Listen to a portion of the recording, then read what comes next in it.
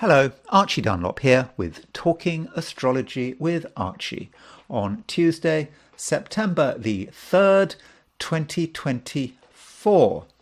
Today, Mars is square Neptune, and this is the theme of the video.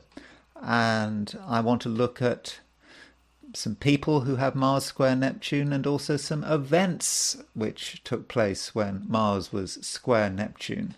And you can see some of this in the thumbnail. So I've got the American flag, and that is a reminder that at the signing of the Declaration of Independence, or at least when the Declaration of Independence came into being on July the 4th, 1776, Mars was in Gemini, square Neptune in Virgo. Also, Kamala Harris has Mars square Neptune. So maybe because she has Mars square Neptune, she in some ways resonates with the United States. Then David Beckham, the celebrated footballer and media star, he was born with Mars square Neptune. Now you can also see a picture of Natalie Wood. Now Natalie Wood doesn't actually have Mars square Neptune, but she drowned when Mars was square Neptune. And it does seem that there is a drowning water disaster theme here with Mars square Neptune, which I will be looking at in some detail later in the video. But first of all, I want to look at the astrology and the I Ching for today. And just a reminder, if you like this video, I would really be very happy if you were to indicate this, that you showed that you liked the video. And if you're not subscribed, I would be very, very, very grateful if you were to subscribe, because it does make a big difference to me. Whether it makes a real practical difference to the channel or whether it's just about making me feel good about myself, I don't know. But still, I would appreciate it if you were to subscribe to this video if you're not already subscribed.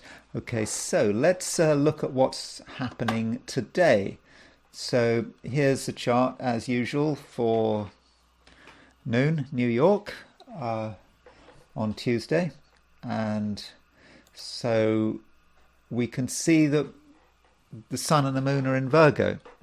So we've got a new moon today. Might have been yesterday. I mean, yesterday I spent quite a lot of time talking about this Virgo new moon, so I'm not going to spend a lot of time talking specifically about this new moon in Virgo, but it's just a reminder that the new moon is beginning. The new cycle is beginning, and it's a start. And the moon is certainly no longer waning, because the moon is separating from that conjunction with the sun. The moon is waxing, and all things being equal, waxing moons are more fortunate than waning moons. I mean, I understand that waxing and waning are just part of the natural cycle, and that 50% of the time the moon is waning, which means sort of getting smaller, the period of the cycle from the full moon to the next new moon. But still, all things being equal, the waning moon is less fortunate than the waxing moon, and the waxing moon is about development and growth and things getting bigger, and soon enough we're going to see the first sliver of the new moon in the sky, provided there aren't any clouds. So that is a new beginning, and sun and the moon are in Virgo. So with the sun and the moon in Virgo, there is attention to detail, perhaps. Details do matter. We have to get things right. And perhaps we feel that, in the past, things have been difficult, chaotic, and things have got lost, and piles of rubbish have formed, and now it's time for some kind of cleanup. That might be a way to use a new moon, just to clear the decks. It doesn't necessarily have to mean clear the decks physically, but just all the garbage. You have no idea the situation in which I'm actually recording this. It's just, this camera is just showing you a very, very small part of my living space. But if I were to zoom out, you would see what I mean. But I'm not going to zoom out. There's a lot of garbage here. It's all down to me, and I need to sort that out. That's how I might relate to having this to this new moon. But it is a time to clear out, perhaps, and that might be a good way of using the energies. But in general, it's a time for a new start.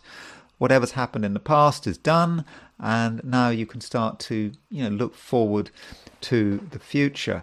Now,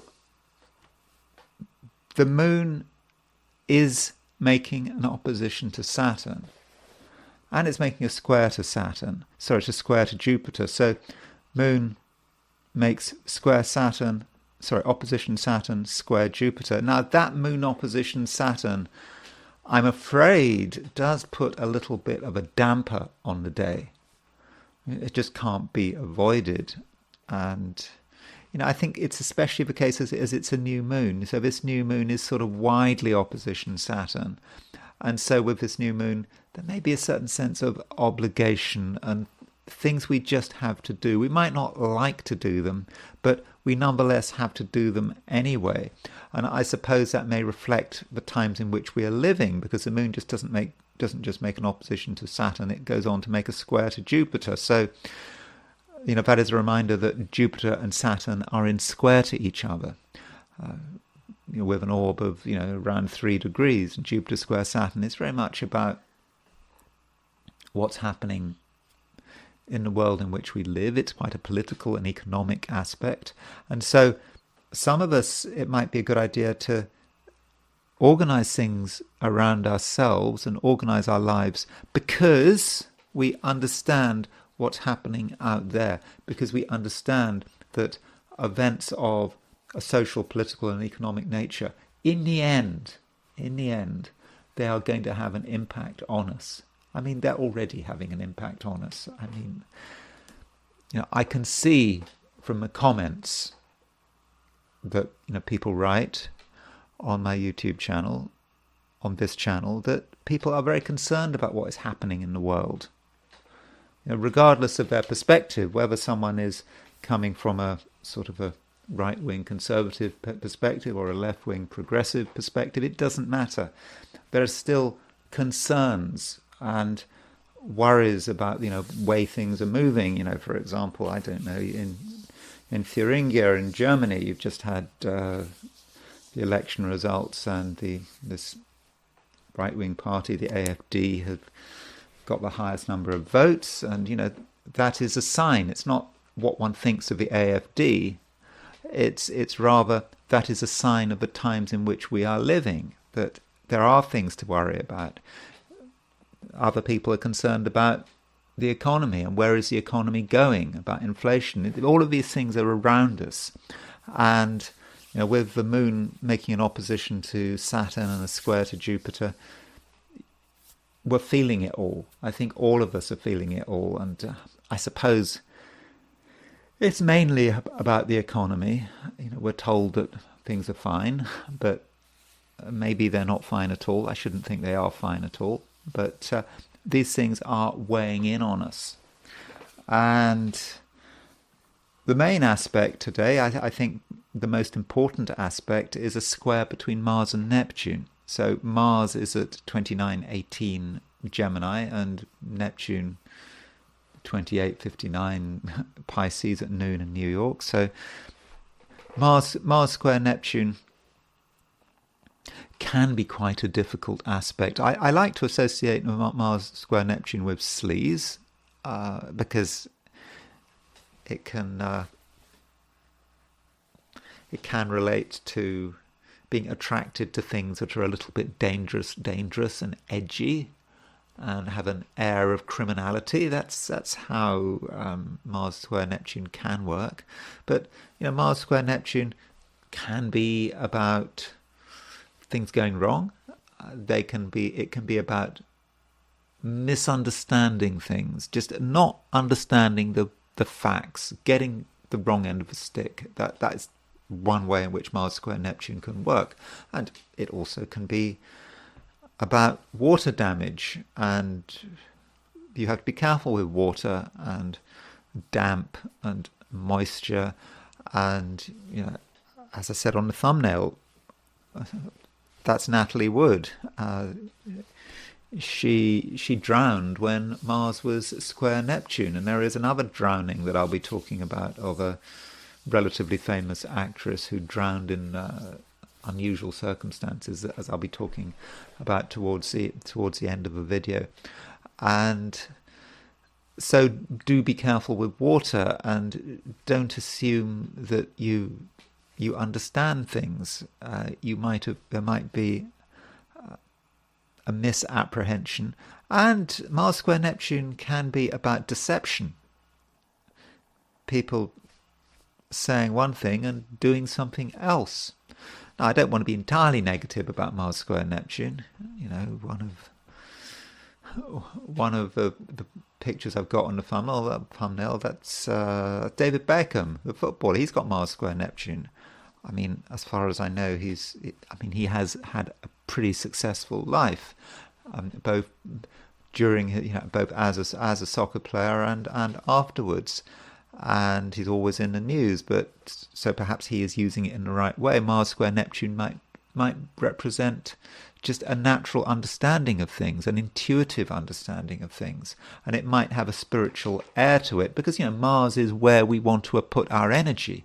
And so if Mars is square Neptune, it may be the challenge could be to put our energy into something that goes beyond ourselves, that allows us to transcend and perhaps realize our part in a sort of a wider universe.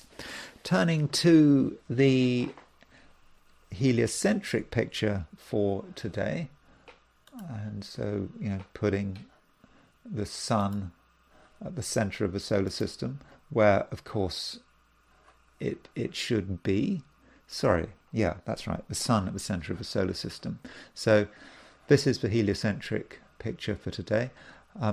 Earth, there's the Earth, and the Earth is trine Venus. Earth in Pisces, trine Venus in Scorpio. We had that yesterday, and we have it again. And I think that Earth trine Venus is quite useful.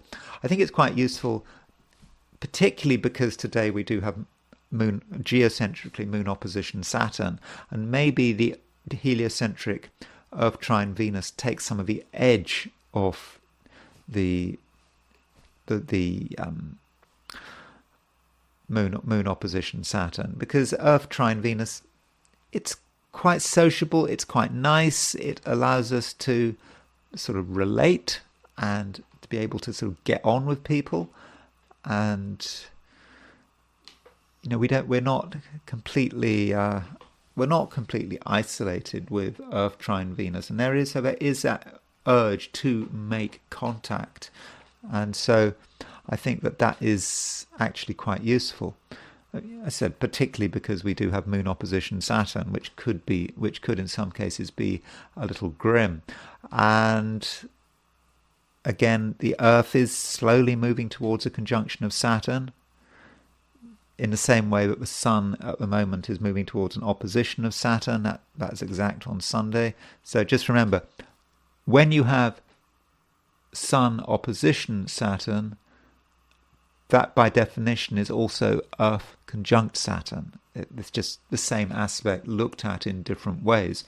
And that Earth conjunct Saturn, it's just us taking things increasingly seriously. There are things to take seriously. We can't take things for granted with Earth moving towards a conjunction of Saturn. So that's the main stuff going on heliocentrically. I don't think there's, I suppose one thing I should point out is that, look at Saturn. Saturn is actually starting to make a 45-degree aspect to Pluto. In fact, it's past exactitude. No, it isn't past exactitude, because remember, heliocentrically, you don't get retrograde movement, obviously, because everything just moves around the sun. But Saturn is moving towards a semi-square with Pluto. Remember, this is a heliocentric chart. So in geocentrically, sure, I understand Pluto has gone back into Capricorn, but heliocentrically, you do not get retrograde motion. And heliocentrically, Pluto is still in Aquarius. I'm not quite sure how much one should look at signs in a heliocentric chart. I think it's signs I kind of regard more as a geocentric thing, and of a heliocentric chart it's more about the aspects. But with Saturn moving to a semi-square of Pluto, that perhaps indicates growing tension. And that's what Saturn-Pluto is about as a semi-square. A feeling that something is not right, that we're being held back, that something has to give. So that means that when the Earth makes this conjunction with Saturn at the end of a week, it will also be making a semi-square with Pluto. So that might be something we need to be looking out for. And I would have expected this Saturn semi-square Pluto to start to manifest, not necessarily now, but at the end of a week when the Earth triggers it, when the Earth is conjunct Saturn and is also semi-square Pluto. Okay, that's the heliocentric picture. And I'm going to turn to the 12 signs. So these are my forecasts for the 12 signs for today, which is Tuesday, September the 3rd, 2024. Aries. Aries, I'm not convinced that today is going to be so different from yesterday. In fact, it might be kind of like yesterday, except more so. So what do I mean by that? I think, Aries, that you're very aware that there are obligations that you can't really duck out of. And it's just going to be best, I think, that you really address them straight away in a very no-nonsense kind of way. You know what needs to be done, and you don't want to do it, I don't think, but I think that you still recognize that it is best to get things out of the way as quickly as possible. And at the same time, it's very, very important that you are down to earth, really down to earth, as down to earth as you can possibly be. So don't let things build up. If you don't understand the way things are going, then make it your business to understand what is happening. That there cannot be any sense of confusion today, if at all possible. So your first job is to make sure, I think, that everything is in order. And I'm not just talking about, your physical environment, making sure things aren't in a mess, for example. I'm also talking about your approach to your body and your health and your well-being. And, don't, for example, do anything that you hadn't planned on doing. For example, opportunistic eating should be avoided at this time. So, you just, for example, you decide when you want to eat your meals, for example, and you don't sort of randomly get a chance to eat a hamburger because you're tempted by some situation. That is a bad idea. Or just doing anything opportunistic drinking, opportunistic smoking marijuana, whatever it is. It's all got to be planned and organized, and of course you shouldn't be taking drugs today. That's obvious. I mean, I know no one should be taking drugs, but Aries, when you've got Mars square Neptune, and today Mars, your ruler, is exactly square Neptune, you don't want to be doing anything that could in any way be interfering with your consciousness and your sanity. You have to, as far as you possibly can be stone cold sober. I think that is really important today. And you don't want any distractions. And, it's so easy to be distracted at the moment. And that means that everything has to be planned. You have to know what you are doing at every moment of the day. Because if you have a time of the day when you don't know what you're doing, that's when temptation can creep in. That's when you can be led off the path. So I do think, Aries, that great caution is required, and have a look in detail at what Mars is actually doing, because Mars is not just square Neptune. Mars is actually square the Aries point, because Mars, of course, is preparing to move into Cancer. And so you might just be wrapped up in just the whole chaos of the world. And yeah, it might be very interesting, but I'm not convinced it's going to be very productive. In fact, it could be actually quite destructive. So this goes back to what I was saying. You need to be very organized. Organization and planning is going to really matter, but some things can't be helped. You can't be so organized and so carefully planned that you have no room for maneuver, because it is a day with Mars square Neptune when things could happen that you really had not expected, and you go in directions that you weren't expecting. And I know you shouldn't be going in directions you weren't be expecting, but still the temptation is there. And if you have completely rigid plans, then you might find that your rigid plans can't take into account external confusion. So do make sure there's a little bit of give in these plans, but make sure just that these plans are strong enough to be able to take you through the day, because this Mars square Neptune could be quite difficult. Though I suppose there is a positive side to Mars square Neptune. Mars square Neptune is what you want to put your energy into, and I suppose there is scope here for your spirituality, being able to think beyond yourself. There's nothing wrong with being spiritual. There's nothing wrong with feeling that you're in touch with the cosmos, but you just don't want to be so in touch with the cosmos that you're taken over by the cosmos. Of course, you may not be being taken over by the cosmos at all. You may be taken over by your imagination, your chattering unconscious magic imagination, just taking you to a place you don't really want to be.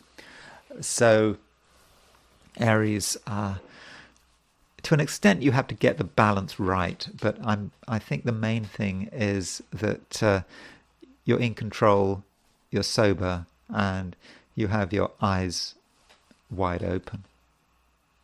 Taurus, you're feeling the new moon, and I think this new moon, by and large, should be working in your favor. The new moon is in Virgo, and Virgo is a Taurus-friendly sign, and I think that you're going to have a sense of your own power and what you're able to do. And I think it's important that you do take a serious approach in terms of your creativity and what you're able to do. So if you're good at something, you need to take that talent seriously and look at it in a way that is slightly self-critical. You may be very good at something. That doesn't mean to say that you're perfect. And there's always work to be done. There's work to be done on yourself, for example.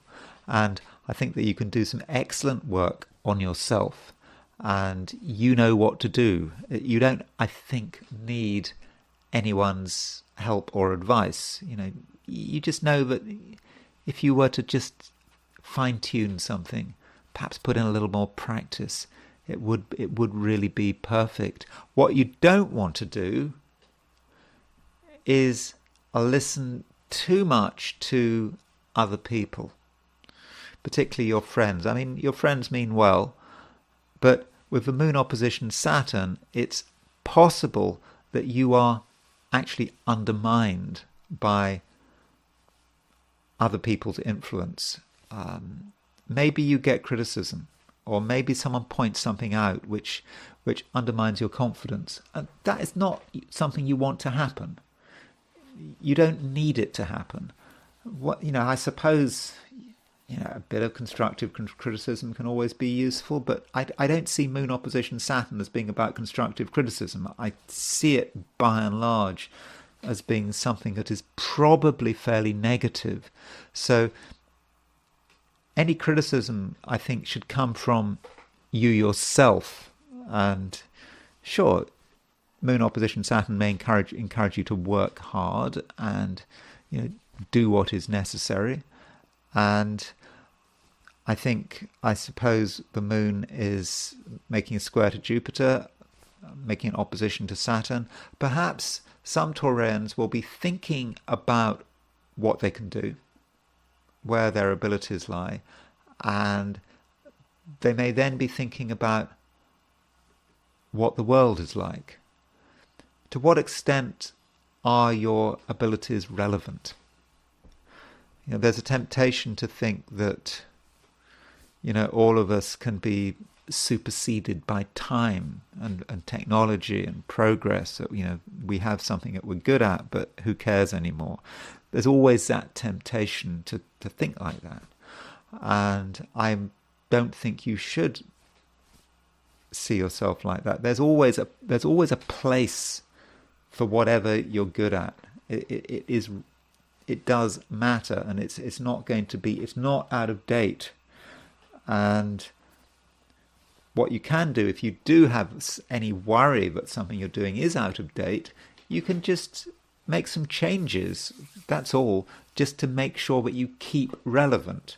And I think with this new moon in Virgo is a great time, Taurus, for fine-tuning, for looking at who you are and what you can do, and just making sure that it is relevant to what is happening out there in the world. That's definitely something you can do.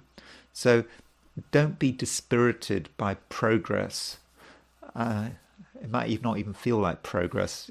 Maybe progress is the wrong word, but don't be dispirited by what's happening out there, because you are very relevant, and you're relevant because you're grounded, because you understand the world as it is. And I know that sounds a bit serious, what I'm saying, of the moon opposition series with the moon opposition Saturn, but there is another side to this new moon. The new moon can be about enjoyment. It's about, you can enjoy yourself in a very pure way, a way which is life-affirming, which doesn't harm you, doesn't harm anyone else, but which also is completely grounded. It's enjoying yourself in the material world, and if you're close to nature and the living universe, so much the better. Gemini, you continue to be, I think, quite insular. You perhaps feel that you don't really want to advertise your presence. You just don't. You don't think that that's necessary, and I think that if you're being ignored, you might actually, in some respects, be quite happy about being ignored. I don't think that getting a lot of attention is really a priority for you at the moment. But it may still be the case that you have to make an effort, that you do have to be noticed. Maybe not for very long, but there's something you perhaps have to do. And that may relate to the fact that there is an opposition between the Moon and Saturn. So Moon opposition Saturn, and I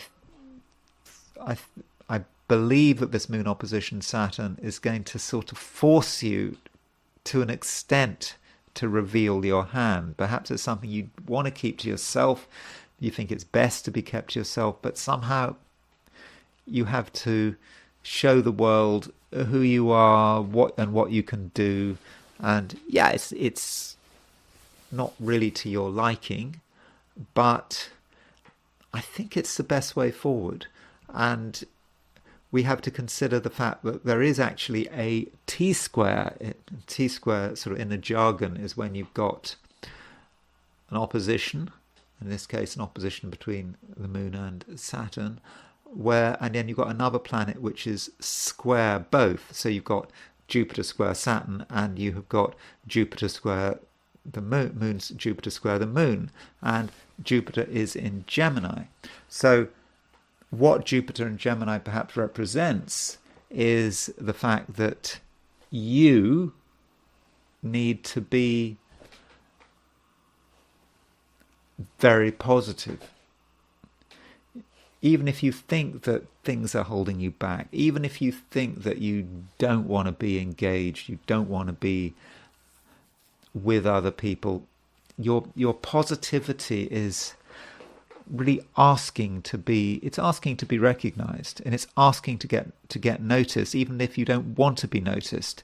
And once you find the right audience, you will have a lot to say for yourself, and the things you say will be very powerful, and they'll certainly get noticed.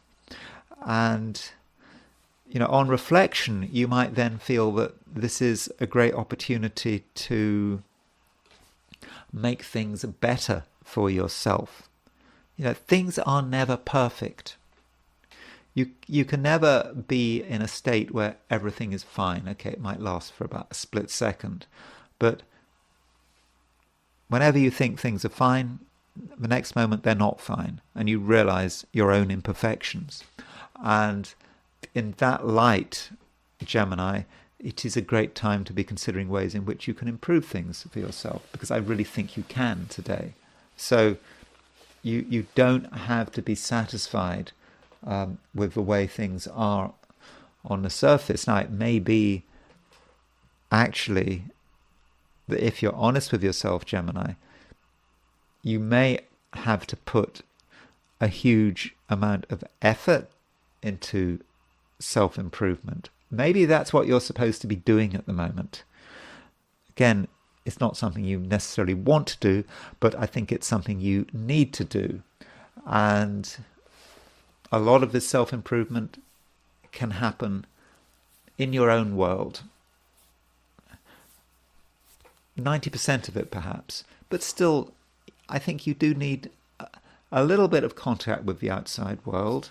And I think that is especially the case if you have a job, you have a career, you have a business. You have to take that into account. And I think that it may be that some Geminis, from a career and business perspective, this may not be relevant to you, but if it is relevant from a career and business perspective, they might actually realize that something actually needs to be done, that some things are not perfect. And now that it's September, it's a good time to sort it out. You can sort it out in your own way, but you at least need to have some contact with another person. They may be an authority figure. Maybe you're the authority figure, and we're talking about the people you have authority over. But there just has to be some kind of contact there so that you can understand the full picture, because then you can start to improve things in a way that is informed. But it's not just informed, but it's also your way of improvement. And it is a day, Gemini, where self-improvement is really a good idea, because you can achieve a great deal, I think, today if you have a positive and a constructive approach. Cancer. Cancer, you may feel that you are a little bit blocked, that you'd like to say things, you'd like to do things, but there seems to be something that is somewhat in your way. And it just could be something trivial. Maybe, I don't know, someone having a different idea than you do. Ideas and people with different ideas, that can be a problem. And, on and off, I think it has been a problem perhaps for Cancerians for a couple of years. For a year or two, certainly, since the beginning of 2023. But you are reminded that different people have different political opinions and different philosophical opinions, perhaps different spiritual opinions.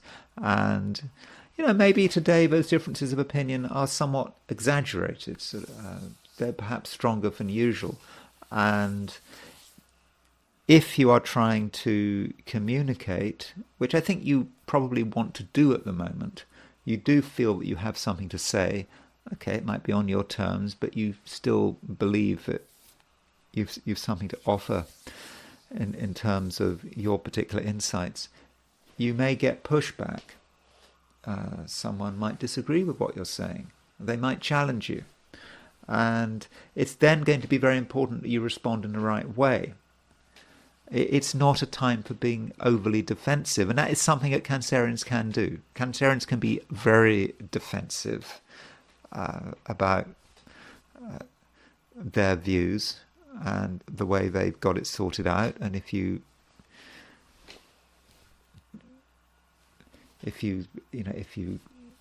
contradict them or conflict with them, they don't take kindly to that, not at all. And so you have to work out what is the right approach. Now, of course, self-respect is important, but you don't want to be too defensive. Taking a little bit of criticism or accepting the existence of an alternative viewpoint could, and I think will be, very useful. So try to be a bit flexible, and don't think, Cancer, that you've got all the answers. And then I think you can really start to sort of make sense of what's happening. And it's possible, Cancer, that you can actually benefit from another person's viewpoint. It's the kind of benefit where you don't actually like what you're being told, but at the same time, you understand it. And who's doing the telling? It might be you yourself doing the telling. You do some research, you ask some deep questions about yourself, and you eventually come to a conclusion that you've got something wrong. It may not be a major thing you've got wrong, but it's just something that needs to be sort of adjusted a bit. Now, as far as relationships are concerned, there is an opposition aspect between the Moon and Saturn. Now, the Moon and Saturn are in opposition every single month. Every month in, month out, you're going to get Moon opposition Saturn. So it's not an opposition that is particularly, it's obviously not an opposition that is particularly rare, but still, whenever it happens, it can be a time when you and another person are at odds with one another.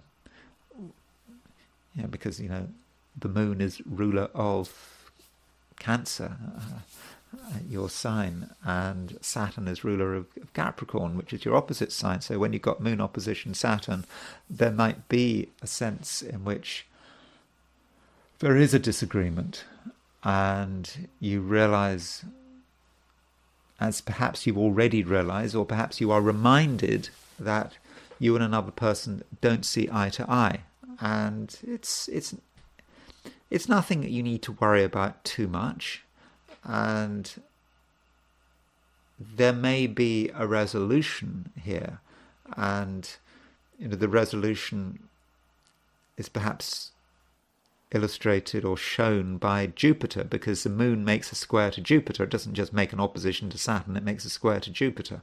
And so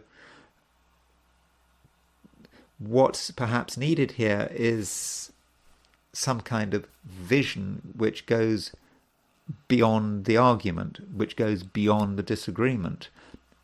A disagreement may only seem to be a disagreement when looked at a quite a low level. If you can see it at a higher level, you can then see that whatever you're arguing about, disagreeing about, is really trivial. So perhaps, Cancer, there may be a sense in which you are taking things too seriously. You're making some things to be bigger and more important than they actually are. So a bit of proportion today, I think, would be very useful. Leo. Like yesterday, Leo, you do have a lot to say, and I think that you have strong opinions, and I believe you want to tell people about your opinions. Perhaps you even want to explain your opinions. And when you're communicating, you can communicate with really real power and conviction, and a little bit of anger. And I don't think that is a bad thing at all. It means that you can get noticed, and at the same time you will have a certain passion. So if there's something that you're passionate about, then feel free. Let people know about this passion. And this passion can take many forms. But it's just whatever is important to you. Whatever makes you angry also. And so if something makes you angry, you don't have to necessarily show real anger, but you have to be communicating in a way where you're trying to change things. And if you're not happy with the way things are working, with the way things are going, you think something is unfair, then do speak up about it, because I think that people will listen. Now, on a more materialistic level, we can't avoid the fact that there is a new moon in Virgo, and Virgo is, of course, the sign following Leo, and Virgo in a Leo chart is often connected with money and possessions, and this new moon may indicate to you a sort of new cycle in terms of your money and your relationship to money. And as one season ends, as another season starts, you may feel that you need to perhaps address your money in a new way, and perhaps you're going to start asking questions that maybe you hadn't asked before. And some people might not like you asking these questions, but these questions perhaps do have to be asked. And the sun is, as I said at the beginning in the introduction to this video, or when I was just describing the overall planetary picture, the sun is starting to make an opposition to Saturn.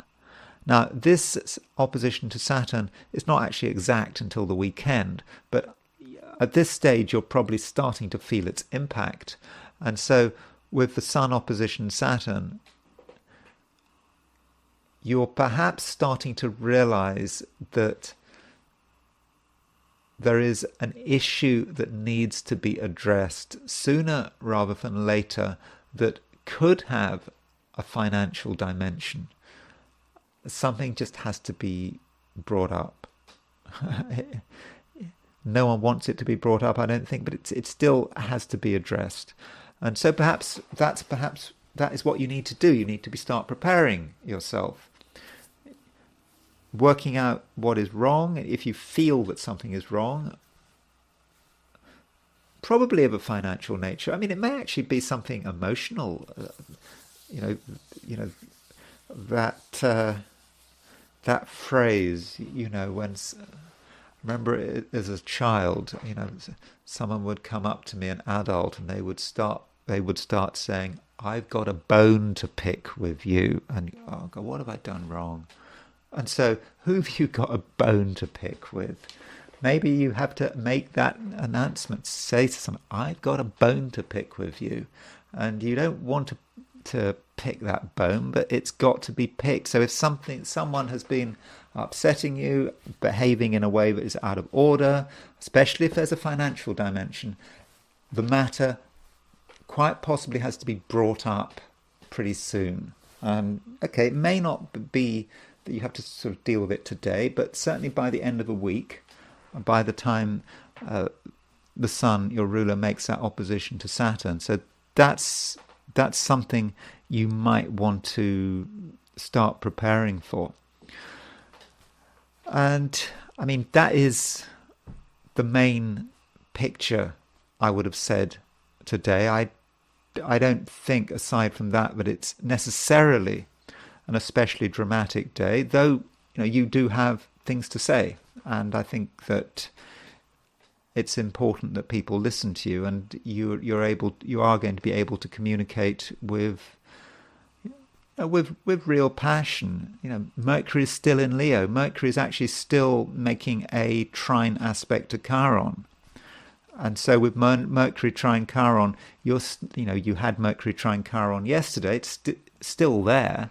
That means that you can say things which make an impression. And the reason they make an impression is because you're saying things that people aren't expecting. It might even seem to be bad manners to say what you're planning on saying, but it's not about manners or being polite. If something needs to be said, Leo, then it needs to be said, and if it needs to be said today, then that's just the way it is. Virgo. Well, in many respects, it's a continuation of yesterday. So yesterday, Virgo, I was talking about the new moon, and the new moon is still there. The sun is in Virgo, the moon is in Virgo, and so you do feel, or you should perhaps be feeling, that it is a new beginning for yourself. The lunar cycle, the new lunar cycle has started. It's your lunar cycle because it's a new moon in Virgo, and so as I was saying yesterday, it's a time to be creating new beginnings for yourself. So if there's something you've been meaning to start, perhaps over the summer or over the winter if you're in the southern hemisphere, if there's something you've been meaning to start, then now might be a good time to actually start to get going on it, because I think you'll make good progress. And this new moon is kind of opposition Saturn now, because what we've got is the moon in Virgo opposition Saturn in Pisces. Now that might mean that today, you have your ideas, you know what you want to get going on, but you're also aware that something is in your way. It's an obstacle that you kind of always knew it was there, but it's nonetheless an obstacle that just seems to be preventing you from moving to the next stage. At least that's how it might feel at first. And I understand that some Virgoans can be a little bit pessimistic. They can think, oh, well, this obstacle is just too much. It's not anything that you can deal with, and so I might as well give up. I mean, that would be an extreme reaction, but it is a possible reaction. And so the challenge here is perhaps to understand what might be holding you up? Is it real? You may be afraid, for example, that if you were to do what you wanted, that if you were to do what you feel is necessary, you might upset someone and you might get a negative response. But is that fear real? Do you know for sure that someone is going to really get upset and they're not going to want you to do what you're planning on doing? Do you know that for sure? Even if it's true, so what? You are an individual. You are someone who can make your own decisions. Especially now with the sun and the moon both in Virgo, it should be about you. And if other people have a role to play, then their role is perhaps to provide a little bit of constructive criticism, perhaps to provide a little bit of balance, but their role is not to derail your plans. That's not what they're there for. Now, the moon, having made this opposition to Saturn, it makes a square to Jupiter. And I actually think that this square to Jupiter could be quite useful. Jupiter is in Gemini. Jupiter is in a high-profile sector of your chart. So with Moon square Jupiter, this may actually give you the impetus to proceed with your plans, to proceed with your agenda, and you can do it with great enthusiasm. And in fact, Jupiter may actually provide the way forward. So, let's unpack what's happening, because we do actually have a T-square. So a T-square in astrology is when you've got an opposition and two squares. So the opposition we have is Moon opposition Saturn. The two squares we have Jupiter square Saturn, and we have Moon square Jupiter. So Jupiter is, if you like, on the T of the T square, and the planet on the T of the T square often represents the solution.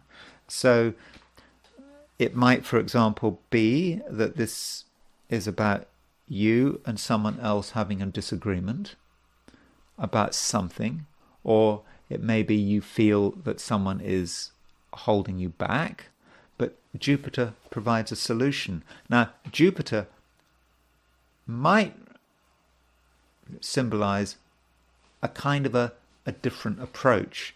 So let's say you're having an interpersonal disagreement, or you're concerned that someone is holding you back. Then what you do is you change the rules of engagement by focusing on Jupiter. Jupiter represents something completely different. It may represent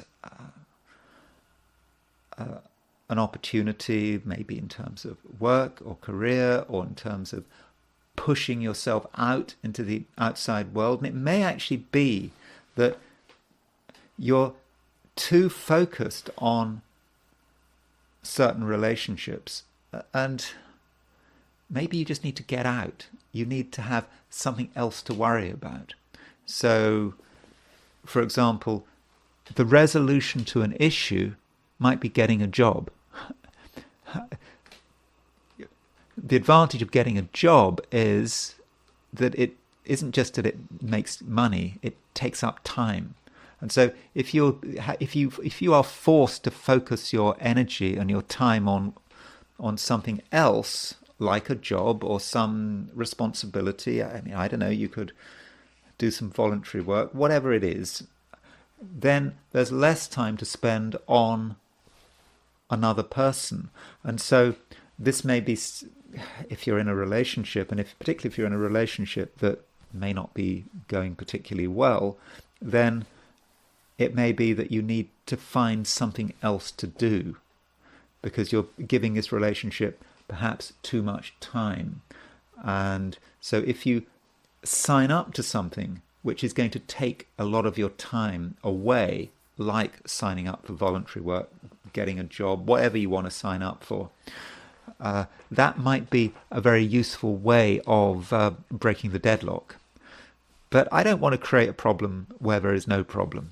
It may just be that relationships are fine, in which case you may actually be in a position where you can actually learn from another person, and it could be that through another person and through another person's constructive input, you can actually find a way forward, and this can actually help you to realize who you are and actually what you want to do. So what I'm trying to do is I'm trying to take the symbolism of this T-square, moon opposition Saturn with Jupiter on the T. The symbolism could work in several ways, but whatever happens, Virgo, I think that you're going to be able to take this T-square and really make good use of it.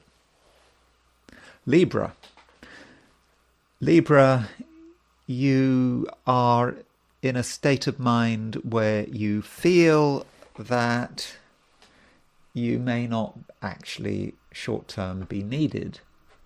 Do you have to be anywhere? Is it actually necessary for you to make your presence felt? And in many cases, actually, I think that the answer is no.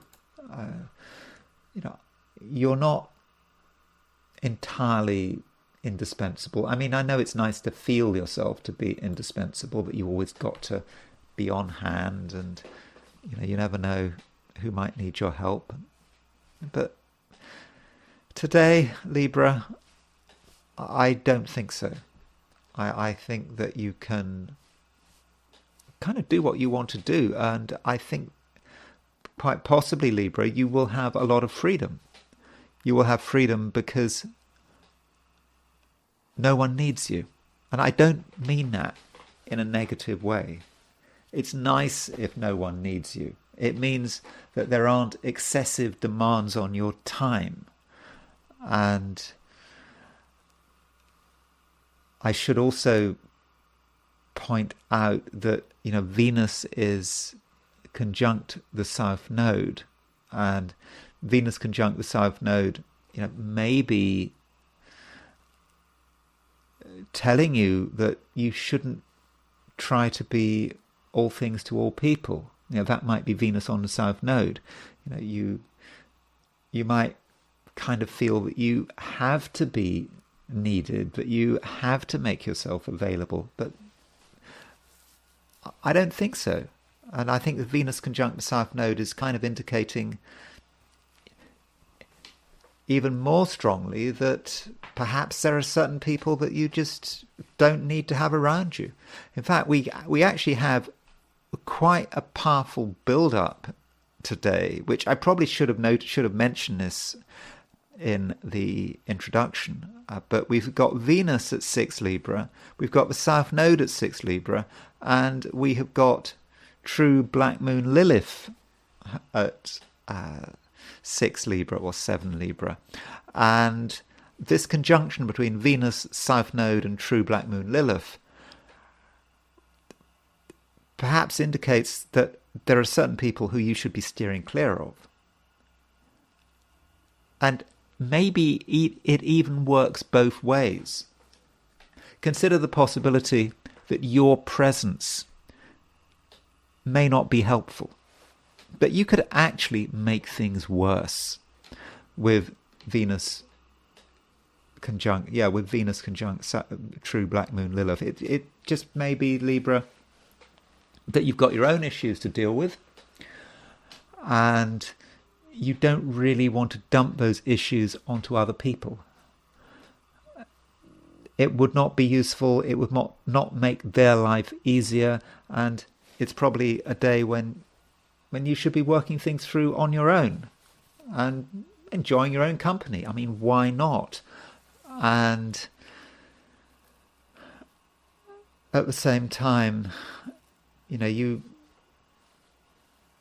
need to be doing things because you want to do them. The North Node is in Aries, and with the North Node in Aries, you should be doing things because you want to do them, but at the same time, you should also be respecting other people's space. I mean, that is, I think, really, really important. And so, Libra, it's actually quite a complicated day in some respects. I mean, it will be a complicated day if you insist on surrounding yourself with other people. Because when you're surrounded by other people, they'll create complications, you'll create complications, and it's not as if you have no power. As soon as you're with people, you're able to exercise an influence, no doubt about that. You can exercise actually quite a powerful influence. But the question is it going to be a useful influence? And I'm thinking maybe not. So I don't want to upset you. I don't want to be negative for the sake of negative. So I don't want to be negative for the sake of being negative. You know, Venus is in Libra. Venus, your ruler's in Libra. Venus works very well in Libra. But you don't have to be always available. And sometimes, like today, I would just follow your own path and not feel any great obligation. Scorpio. Scorpio, you are in a somewhat difficult position because Mars is making a square to Neptune. So this Mars square Neptune is the most important aspect today, I would have said. And this square between Mars and Neptune is happening, it's just before Mars moves into Cancer. So, Mars is moving very close to 0 degrees Cancer. It's moving very close to the solstice point. And so that makes this Mars square Neptune all the stronger. And with Mars square Neptune, as it's exact, I just think that there's some danger that you go off in the wrong direction. There are a lot of distractions, and you might think something is a good idea, as in, it seemed like a good idea at the time. And I know Scorpios don't usually have that kind of casual approach, but, maybe today there really are temptations. And there's even some danger that you flatter yourself in a way that is maybe not appropriate. By flatter yourself, maybe you'll think that you're good at something when actually you're not so good at it. Now, Scorpios, of course, have many skills, and there are areas in which you are a complete expert. But it's possible that you'd start to get involved with something where you're not really an expert. You kind of think you're an expert, or you think perhaps that not much expertise is required. And then you discover that you've just taken on too much. And that could be a problem. So, it's great to be creative, but, be creative in ways which play to your strengths. If you try to do something that you're not good at, then it could go wrong very quickly. And so perhaps, Scorpio, you shouldn't actually be committing yourself, and you should be holding back. You should be holding back in terms of your opinions, and it's not a good idea to be sort of signing up for things. And the only thing that perhaps you should be looking for in terms of immediate growth and development perhaps would be your social life. In your social life, things look quite good because there's a new moon, and at least it looks quite good on the surface because of this new moon. So yes, there might be some social opportunities here, whether it's face-to-face or virtually or on the phone. But even then, I'm not convinced that things will necessarily go to plan, because the moon is making an opposition to Saturn. So if you try to talk to people, particularly people you don't really know very well, sooner or later, you'll just I don't know, maybe it's just that usual Scorpio thing of not suffering fools gladly. Just someone will start talking, you'll talk back, and then you'll realize you don't agree with them, and you may even want to argue with them. And so that could be a problem. So if you are socializing today, I would suggest that you socialize with people you already know. Because if you socialize with strangers or people you hardly know, then I think the experience could be unsatisfactory. Or worse, there could be some kind of disagreement. Or I suppose you could be led astray. There's always the possibility of Scorpios being led astray today because Mars is square Neptune. But it is a time when Scorpios are delicate because Mars is about to transition into Cancer. When does that happen? I suppose I should give you a time or at least a date. When does Mars move into Cancer? So Mars moves into Cancer tomorrow or the day after. For most Cancerians, it should be tomorrow. If you're in the Americas, Europe, Africa, it'll be sometime tomorrow. If you're in Australia or New Zealand, Mars goes into Cancer the day after tomorrow on Thursday. But it is that point of transition. And so during a point of transition, you have sort of perhaps a special vulnerability. And, if we associate Scorpios with snakes, and I'm not saying Scorpios are snakes, I'm just saying that is one image of Scorpio, the sign Scorpio, the snake, with reference to Aleister Crowley's Book of Thoth, tarot pack. If you look at the death card will have three animals on it. It will have the eagle, it will have the snake, and it will have the scorpion. And the death card is associated with Scorpio, and one of those animals is a snake. And so every now and then the snake has to change its skin, and perhaps that's what we're seeing with Mars about to change sign. Mars is about to move from Gemini into Cancer, so that means that it's like you can now start to feel like the snake. You're starting to shed, and bits of the snake's skin are starting to give way, and so during that period of shedding the skin, it is a point of vulnerability, and it's certainly a point where you don't really want to be making commitments. So over the next couple of days, as Mars transitions to Gemini into Cancer, maybe you just need to take it easy. Don't expose yourself to danger and temptation. And soon enough, Mars will be in Cancer, and I think you'll enjoy Mars being in Cancer. And we'll talk about what it means for Mars to be in Cancer. Well, I suppose tomorrow. Sagittarius. It's in some respects it's a similar day to yesterday.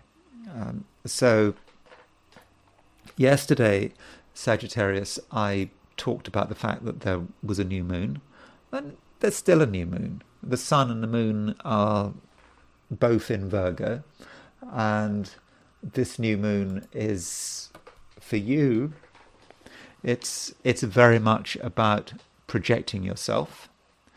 You don't want to keep everything secret. You've got something to offer. You've got something to offer to society in whatever capacity, and now is a time when you need to be open and honest about it.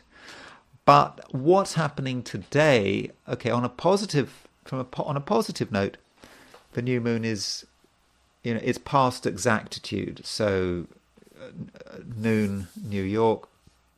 We've got the sun at 11, 12 Virgo, moon is at 18 Virgo. So the sun and the moon are separate, and when you've got the sun and the moon separate, you're starting to get some objectivity. Now the sun and the moon will be a bit closer if you're in Australia or New Zealand, but still we get the idea that the new moon is now underway. The new lunar cycle is underway, And as time progresses, you will have an increasing level of objectivity. And with objectivity, it's going to be easier for you to talk about what your plans are. I mean, I think that at the moment of a new moon, it's important to be quite secretive about it. But as the lunar cycle progresses, you can be more open about what you're trying to achieve. Now, that is good, but the moon is making an opposition to Saturn, and I think that matters. So we do have a new moon opposition Saturn, and so you perhaps have to deal with with some kind of contradiction. On one hand, you want to move forward, you want to be seen and heard. On the other hand, you're aware of what is holding you back, and what is holding you back might be your family.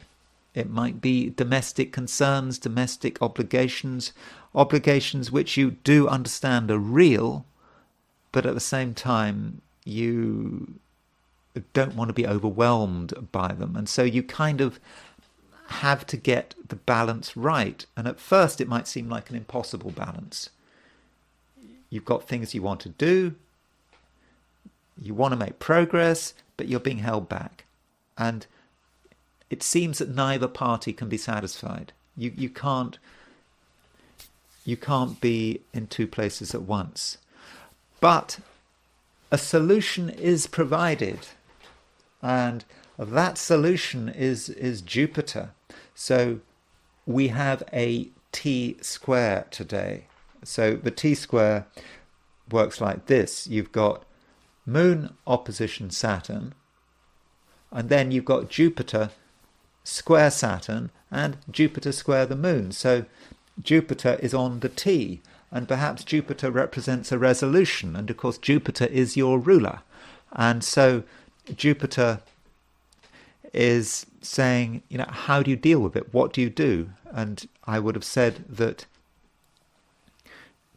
it's all about explaining yourself and meeting people at a one-to-one level and just explaining it.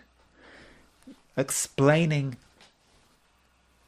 the obligations that you're under, explaining that you've got obligations in kind of two different areas, but also explaining that these obligations need to be respected, that you do have to actually be in two places at once. And if you can explain this, and in the process you may actually get some support.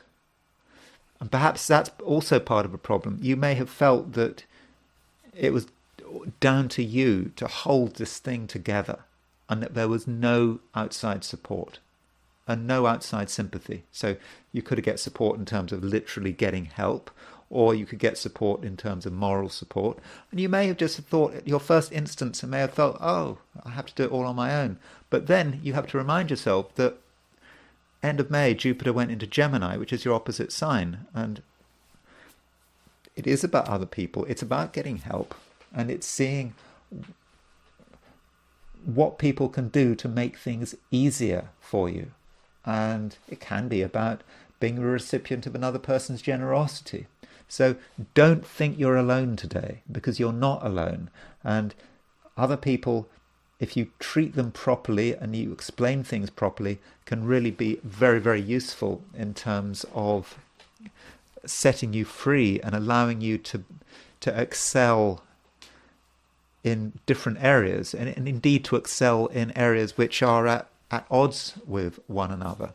So if you can manage this, I would have said that it's actually going to be a very constructive day.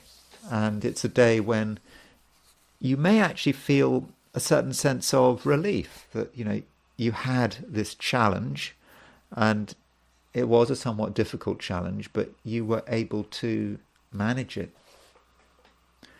Capricorn, there is a new moon. There was a new moon yesterday. I mean, I talked about the new moon yesterday, but we've still got a new moon. So it's something that we need to sort of continue to discuss. And this new moon for you is I believe, really pretty positive.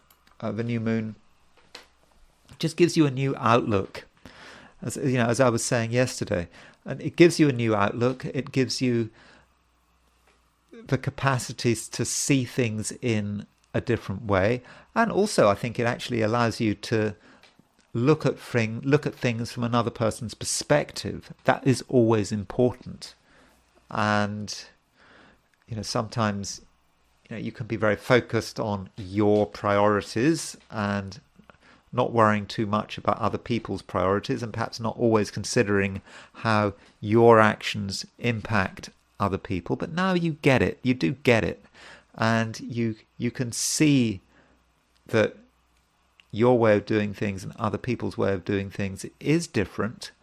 And I think that you're also able to make some very necessary adjustments. So perhaps you'd had an idea that you were going to do something in a particular way, and you were all geared up for it. Then you realized that something else had to be considered. Perhaps someone else's opinions or weaknesses even had to be considered. So you make some adjustments, and those adjustments are really very timely. And as a result of those adjustments, things start to become much easier. But still, we can't take away from the fact that the moon is opposition Saturn. And moon opposition Saturn can have an impact on relationships of all kinds. And really do consider how you occur to other people.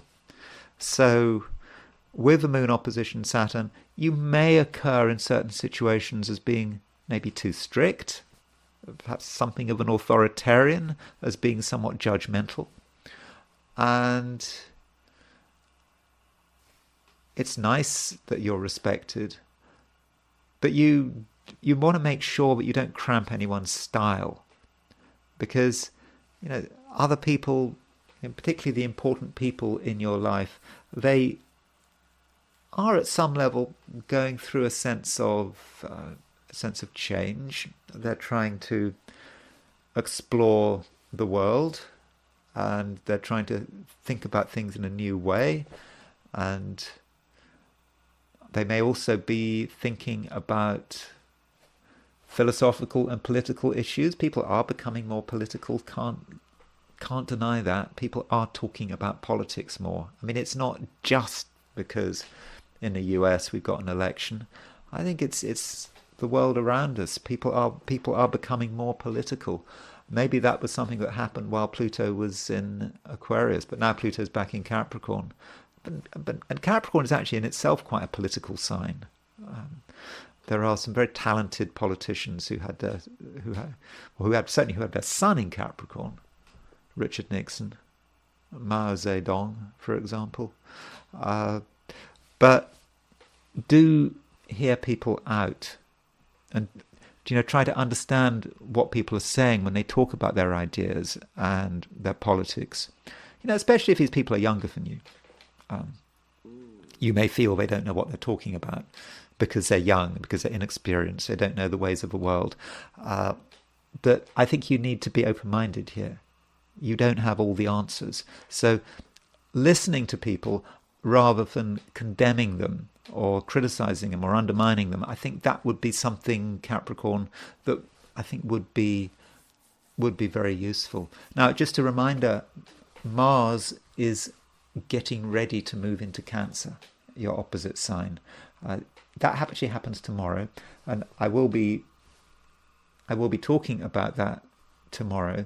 But with Mars starting to move into Cancer, it's very important because Mars is on the solstice point. And so with Mars on the solstice point, about to move into your opposite sign, don't underestimate over the next couple of days what other people can do, and also other people's anger. It may be misplaced anger, but there's some things that some people can get really annoyed about things. Okay, Mars is square Neptune, but that Mars square Neptune may have an impact on people. And I've said you shouldn't criticize people unless it's really necessary. And it at times it might be tough, because you may be aware that some people are really misplacing their energy. Energy is going in the wrong direction, and you just have to listen to your vibes and work out, what the best approach might be.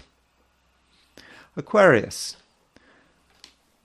So you're now perhaps getting a little more used to the fact that you've got this new moon in Virgo. The sort of a new moon started yesterday. You've now got this new moon in Virgo, and it is just a very different energy, isn't it? And it's kind of so different from what you are, but you're having to get involved with something that you're not entirely comfortable with. But it's okay, because it's a time, Aquarius, when you can ask yourself some serious questions, and you can start picking things apart in great detail. And that's perhaps what you should be doing. It's kind of going into yourself, looking at your feelings and your emotional responses and what underlies these emotional responses, and really pick them apart and try to fit everything together. And it's quite a psychological process. It's a psychological process where perhaps you're being required to look back at the past, look at things that have annoyed you in the past, and really try to understand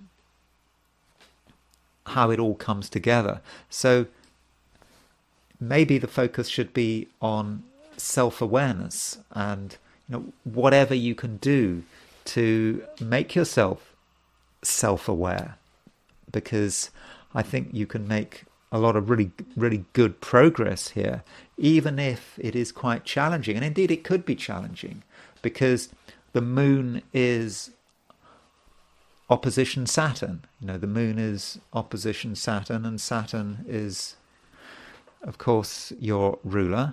And this is not something you entirely want to get involved with, but it's a powerful process. And once you get sort of deep inside your sort of unconscious and get into what makes you tick, you might actually start to understand something new, which could be very powerful. And this relates maybe to the fact that we do have a T-square today. So when I've been going through the signs, I have been talking about this T-square, and it does affect some signs more than others. So what we've got here is we've got Moon opposition Saturn, and then we've got Jupiter on the T. And so, because Jupiter is square Saturn and Jupiter is square the Moon at the moment. And, Jupiter's in Gemini. And Jupiter's been in Gemini since the end of May. And in the Aquarian chart, Jupiter in Gemini is, I would have said, pretty creative. You're getting new ideas about what you can do. But maybe so far you've felt that you could be creative, you could do something amazing, but somehow there was something missing. Perhaps you've been thinking too much. And this Moon opposition Saturn is perhaps reminding you of what is missing. And through this journey of inner discovery, even if it's quite a painful journey of discovery, understanding things about your past and about your emotions, something suddenly might click. If you can just see it through, just go with it. Something clicks, and then the T-square roars into action, and you start to realize that at the basis of who you are is something very creative. It may be the fountain of your creativity, and perhaps when you get deep down, when you allow this fountain to really spring into action, then then you can feel an incredible sense of togetherness, that you understand your true power. And it is in many respects a solo mission. I don't think you can get any help here. It's something where you have to confront yourself. But I think that if you can just go through with it, I think that is perhaps what this new moon is all about. It's not an easy new moon for you, but I think it's a new moon that could actually be extremely productive. Pisces, as I was saying yesterday, there's a new moon. You have to consider all the things that have an impact on you, that have an influence. This new moon is in Virgo. It's in your opposite sign, and perhaps over the next few weeks you're going to have to maybe bring new people into your life. And in terms of existing relationships, some of these relationships may actually have to be adjusted to take into account basic realities. Things change, you change, they change, and the new moon may give you an opportunity to sort of turn over a new leaf. Now, as far as today is concerned, the moon is opposition Saturn, and Saturn is in Pisces, moon is in Virgo. Moon is opposition Saturn across the main axis of your chart, and this might indicate that relationships could be a little difficult, because you don't want to change. Not really. I think that you realize that you're quite set in your ways, and I know that doesn't sound typically Piscean, but I do think you are set in your ways at the moment, and there are certain things you don't want to change and you don't want to give up on. And at the same time, you are experiencing this pressure to change, the pressure to perhaps be someone else. So what is this pressure about? Now, it may just be about a lack of respect, that someone is not fully respecting you and they want you to be someone who you clearly are not, because it makes life easier for them. On the other hand, you are perhaps being challenged. You're being challenged to take a different approach, to look at things in a different way. And you may find that certain details are pointed out to you, I think, by another person, not directly necessarily. It may just be through their behavior, by your observation of their behavior, but you notice certain things, and that gives you pause for thought, and then you reach a stage where you start to ask yourself questions, and maybe through another person's example or their behavior, or through something they say, you reach a stage where something has to change, or you feel that something has to change, and you then realize that what is it all about? Well, fundamentally, what it may be all about is about how you feel more comfortable. And sometimes the best way to feel more comfortable is to make a few changes to the way you are. Maybe you have been taking a risk recently, and perhaps you've been taking a risk for a long time and you hadn't realized you were taking a risk.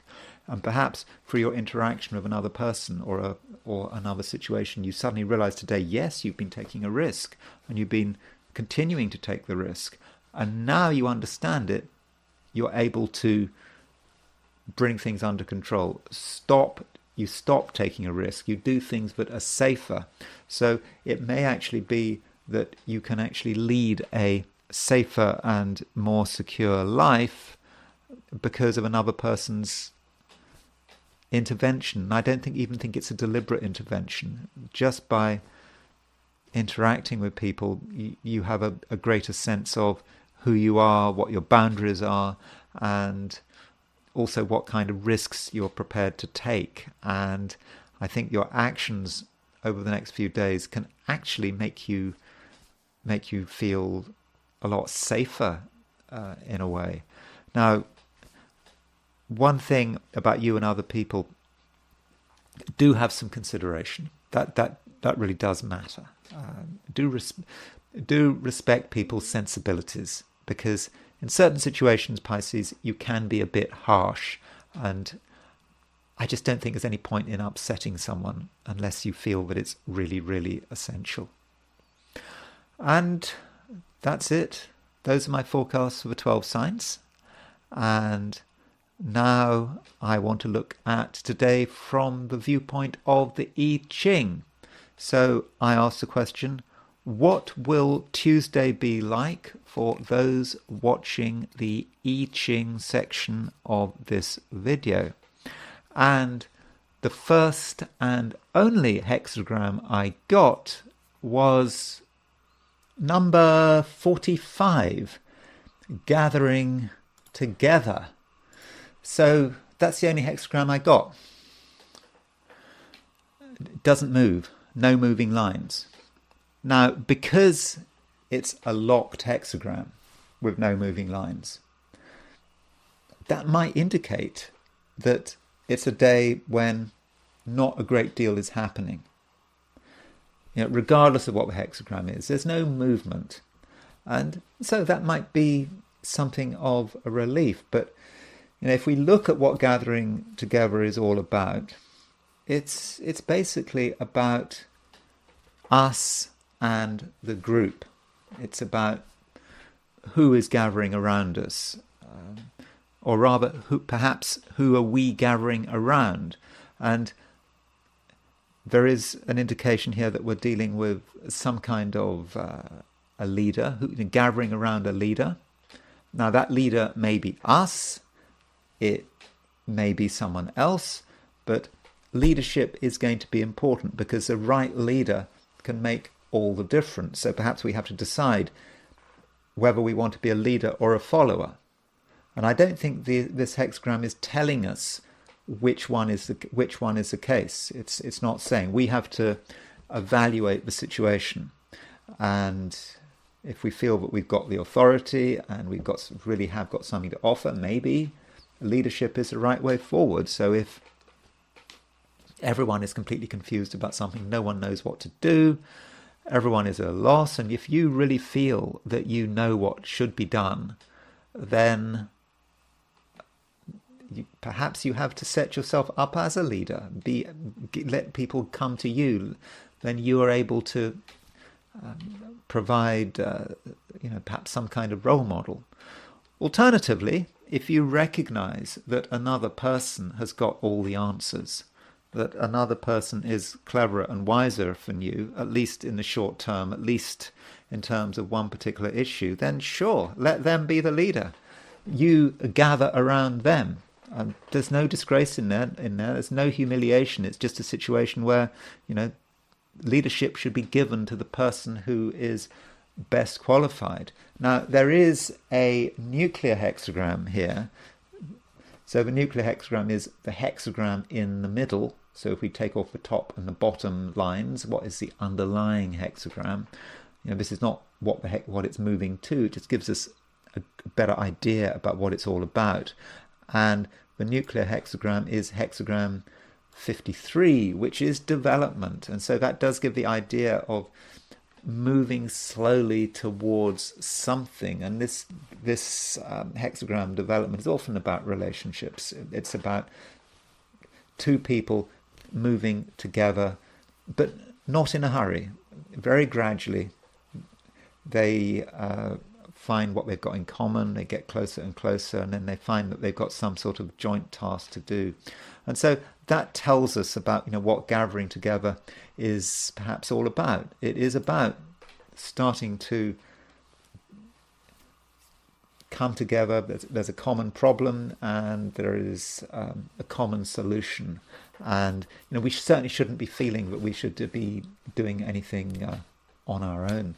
And that's it. I mean, it's a very short I Ching reading because it's not moving, and I think it's a fairly simple message. I don't think it's a particularly problematic message, and I think it does indicate that it is a useful day. I think, of course, astrologically, I mentioned the fact there's Moon opposition Saturn, and I suggested that Moon opposition Saturn might be difficult in terms of relationships, but with gathering together, even if we find that, there are supposed incompatibilities, it seems that there should be a way around these incompatibilities, and perhaps it's all about having a common purpose, everyone wanting the same thing and doing what is required to get that thing, and working out who should be the leader and who should be the followers. And there's no disgrace in either. Sometimes it's best to lead, sometimes it's best to follow. Okay, let's look at Mars square Neptune. So today there is a square aspect between Mars and Neptune, and it's very clear. You can see it in the sky. I think this particular Mars square Neptune is especially important because Mars is right at the end of Gemini. Neptune is right at the end of Pisces. So Mars is close to the solstice point, very close to 0 degrees Cancer. It's about to move into Cancer. Tomorrow it moves into Cancer, or maybe the day after if you're in East Asia, Australia or New Zealand. And one can talk about what it means in right now. What can we expect? I think it could be a chaotic day, although with Mars square Neptune, things don't necessarily happen on the dot. Mars square Neptune, the aspect, there is a bit of orb there. It may be already happening. It may happen just after Mars goes into Cancer, but when there's still Mars square Neptune. So I think it is something that we have to watch out for. But then there's a question of what does it mean in a horoscope if we have Mars square Neptune? I mean, Mars is the way we assert ourselves. And so if you've got Mars square Neptune, that may tell us something about one's self-assertion. Now, it could be that with Mars square Neptune, one puts one's energy into looking for an ideal, something which is beyond ourselves. It could be a political ideal. It could be something religious. That's one way of doing it. And that could be a good thing or it could be a bad thing. It depends. Mars square Neptune can be a little bit deceptive, and it can do things behind people's backs, so there is a certain danger there. But it can perhaps do things by sleight of hand or sleight of feet, however you do it. And so there can be a certain cleverness of movement, perhaps with Mars square Neptune, and being able to understand what's happening at a sort of emotional level, being able to respond accordingly. So that it's not the case that Mars square Neptune is always a difficult aspect, but I think all things being equal, I would have said that Mars square Neptune is going to be more of a problem than a benefit. And if we have Mars square Neptune, it's just very important that we're able to utilize it in the right way. Now, Mars is a male planet, and so that does mean potentially that if a woman has Mars square Neptune, that could be projected. It may say something about the kind of men she's attracting. She might be attracting men who are nebulous, who are dishonest, who could betray her, who could be unfaithful.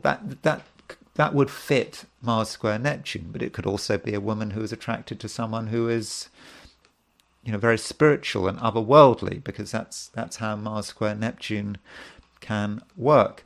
So let's start off by looking at a few people who have Mars square Neptune, and then looking at some events. So let's start off with someone I looked at very recently, is David Beckham. So David Beckham has Mars square Neptune, and you can see David Beckham has... So David Beckham, by the way, he is a British football player. I mean, okay, I don't think he's a professional footballer anymore, but he was a hugely successful football player, and also just a general celebrity. And of course, he married what's her name, Victoria Adams, Posh Spice, and so that marriage, of course, boosted both of their profiles in quite a big way. So there's his Neptune at 11 Sagittarius, and there's his Mars at 15 Pisces. So certainly that Mars square Neptune is dangerous. It could have been dangerous. And if you're a footballer, you have all sorts, presumably you have all sorts of temptations. A footballer like that, you have tons of money, and what you're going to do with that money, that can be a problem. But maybe in his case, marrying this fairly strong-minded woman, Posh Spice Victoria Adams, is that her name, Victoria Adams, I think, who became Victoria Beckham, maybe that kind of got his Mars-Neptune in order. Mars-Neptune is also the bright lights, and clearly David Beckham is very much attracted to the bright lights. He's always in the public eye, and he's actually very good at it. He hasn't done anything wrong as far as I can see. There are pictures of him with the King Charles, and so he's involved in charity work. And from what I've heard, David Beckham is... people say he's a really nice person. That's what people say. So his Mars square Neptune is an example of a man who has Mars square Neptune. He could have misused that Mars square Neptune. Maybe the Mars square Neptune in terms of the bodily deception and what he's doing with his feet, and in terms of his career as a footballer. Maybe that worked quite well. But I don't see how that Mars square Neptune has really worked out so far particularly badly, even though he's got Neptune square Black Moon Lilith. There are all sorts of ways in which that Mars-Neptune went wrong, but somehow, so far, fate sorted it out for him. So the lesson perhaps of David Beckham is, if you've got a Mars-Neptune square, you don't have to necessarily worry about it. In fact, it can work to your favour, and it can help you become a media star, someone who's always in the news, and very often in the news for the right reasons. Now, Mars square Neptune can be about an ideal. It can be something that you really want to, you really want to focus on. And it can be an ideal that is horrific. That's absolutely possible. So an example of Mars square Neptune in a completely negative way would be Julius Streicher, who was a Nazi. He was hanged at Nuremberg, and you can see after the Nuremberg trials. And so he has his Mars in a 23 Aquarius square Neptune, and he was actually the person hanged at Nuremberg who had the lowest IQ. I think his IQ was only 106. Okay, 106 isn't that bad, but they apparently did the IQ tests for him more. But he had the lowest IQ. I'm not linking Mars square Neptune with IQ, by the way. And so with Mars square Neptune, in his case, I suppose the ideal might be Nazism and Hitler. That could be getting obsessed with an ideal and having unusual interests and perhaps even perversions. I mean, he was editor of this newspaper Der Stürmer, which was this Nazi propaganda paper. He gave speeches, anti-Semitic speeches, but I don't think he actually was responsible for really anyone being killed. I mean, okay, he's a rabble rouser, so in that sense he was responsible for people getting killed, but he wasn't like a war criminal in the same way as sort of Himmler or anyone like that. And probably if he had been more sensible, because it was a kind of his crimes were of speech. It was what he said and what he wrote was what he was hanged for. And perhaps if he'd been more accommodating at the Nuremberg trials and had been more open and honest and being contrite, he probably could have saved his neck. I mean, that's my impression. There is a view in some quarters that he shouldn't actually have been hanged, because he was just hanged for what he said and what he wrote. But still, there's his Mars square Neptune, and I think that he kind of fell from favour with the Nazis during the Second World War, and I think he was obsessed with pornography and so forth, and so hence with suggestions of, I suppose Mars square Neptune and perversion. That might be one way of looking at it. So that Mars square Neptune didn't really work for him. Getting obsessed with Nazism, having unusual interests, and at Nuremberg he could have saved his neck, but perhaps if he'd been contrite, but it didn't work. So that's an example of Mars square Neptune really not working in a particularly useful way.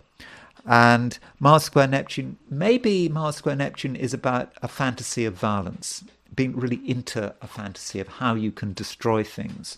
So someone who had Mars square Neptune was Curtis LeMay. So Curtis LeMay was an Air Force general, and he was the brains behind the Tokyo fire bombings, and he actually stood as a vice presidential candidate in 1968, I think. He was the third party. I get mixed up. Was it Wallace? Was he Wallace's vice presidential candidate in 1968? I think. And Curtis LeMay, he was into bombing things. I mean, that was his thing.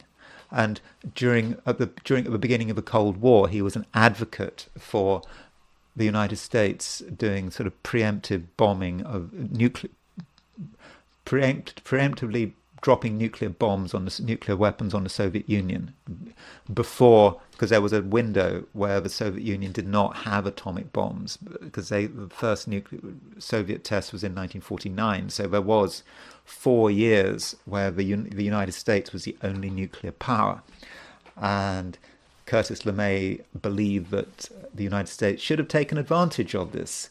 And anyway, the Curtis LeMay, there is his Mars and there is his Neptune. He had an exact fairly exact Mars square Neptune.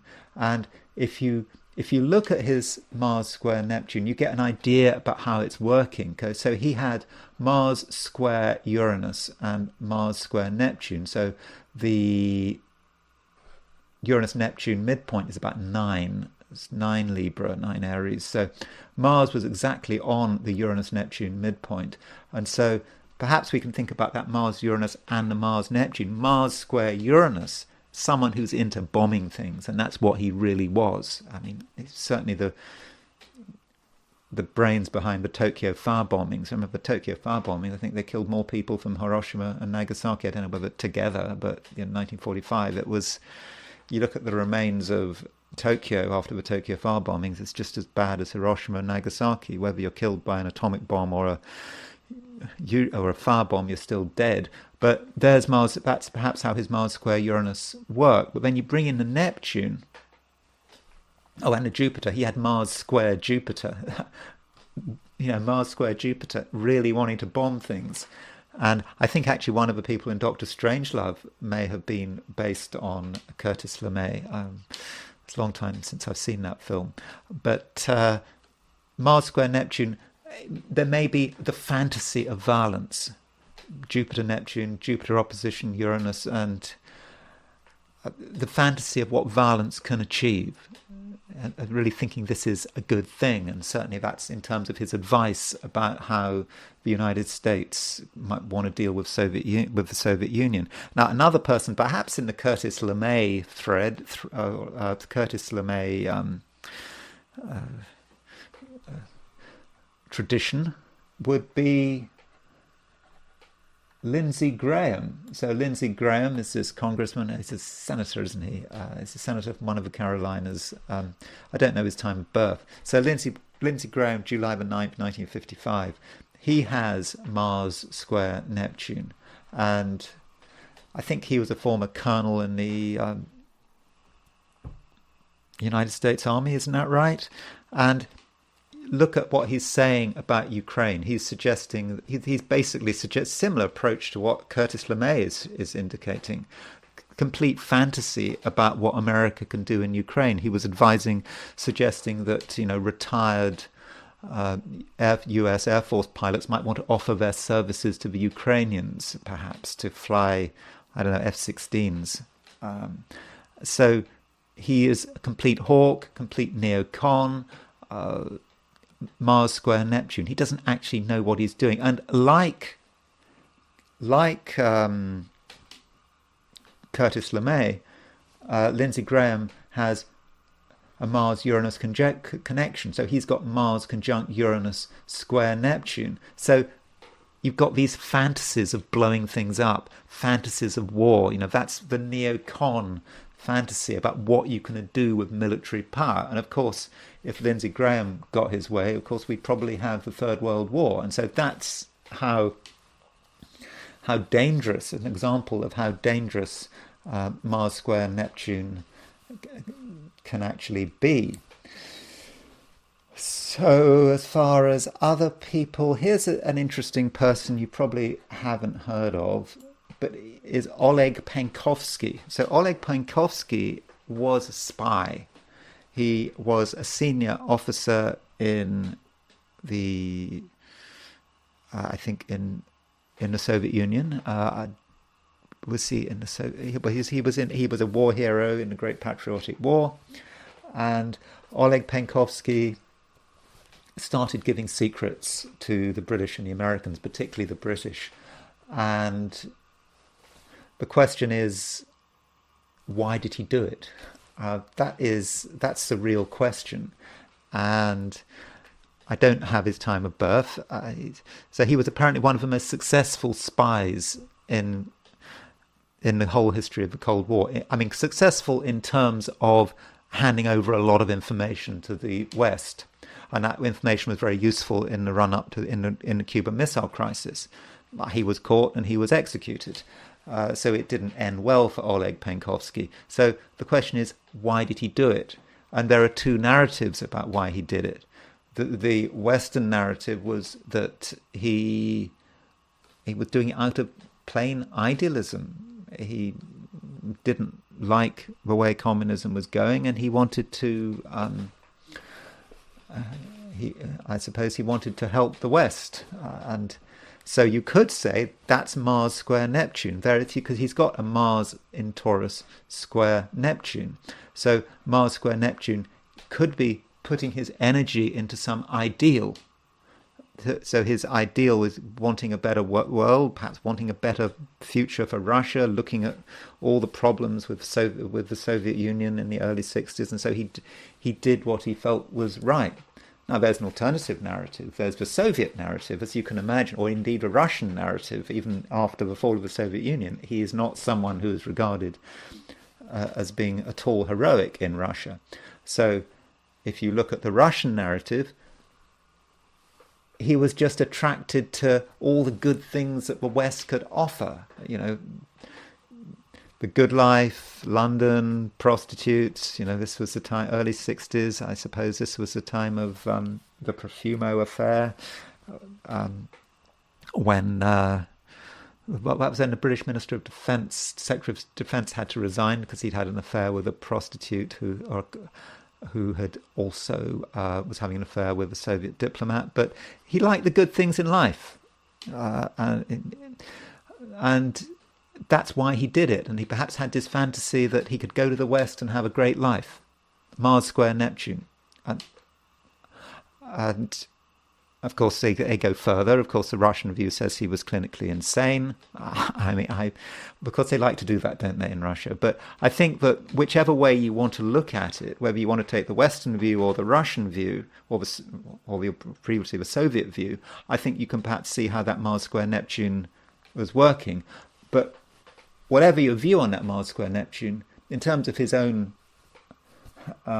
personal end, it didn't serve him well, because he ended up being executed. And by the way, he had a perfectly good life in Moscow before he got into spying. He was a war hero. He had a nice apartment.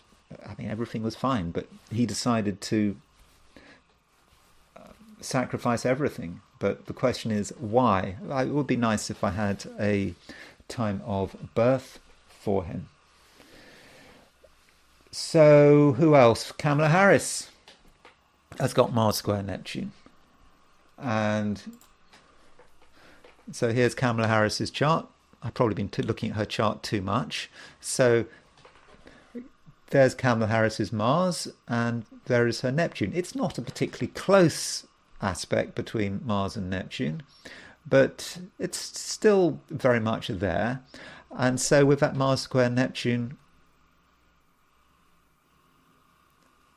how does that work? Is she at some level not able to assert herself properly? I don't know. I mean, obviously, I don't know. Just looking at her interviews, her recent interviews, she didn't seem to be very impressive. But I don't really get a feel for that Mars square Neptune there. That could be about the men in her life, the kind of men she has attracted.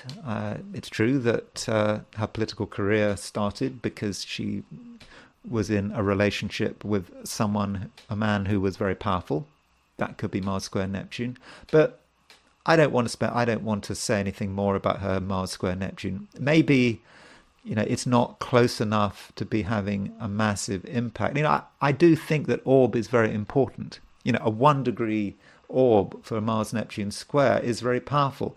When in this case, you've got over 4 degrees, 4.5 degree orb between Mars and Neptune. Maybe the Mars-Neptune square is not working particularly well or particularly strongly. So maybe it's something that we can discard, and we don't have to worry too much about it. So in terms of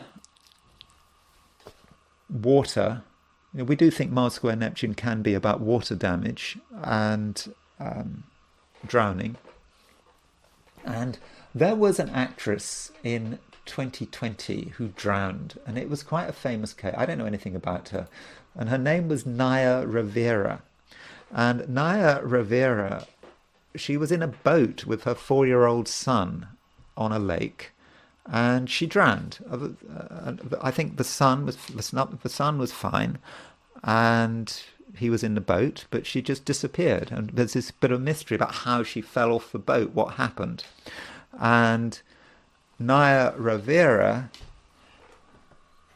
has Mars square Neptune. So there is her Mars at 3 degrees Aries, but I think this is actually the exact time for her. So she's got Neptune on the 8th house cusp. So, of course, if that time of birth is right, so that's perfect symbolism for someone dying of drowning.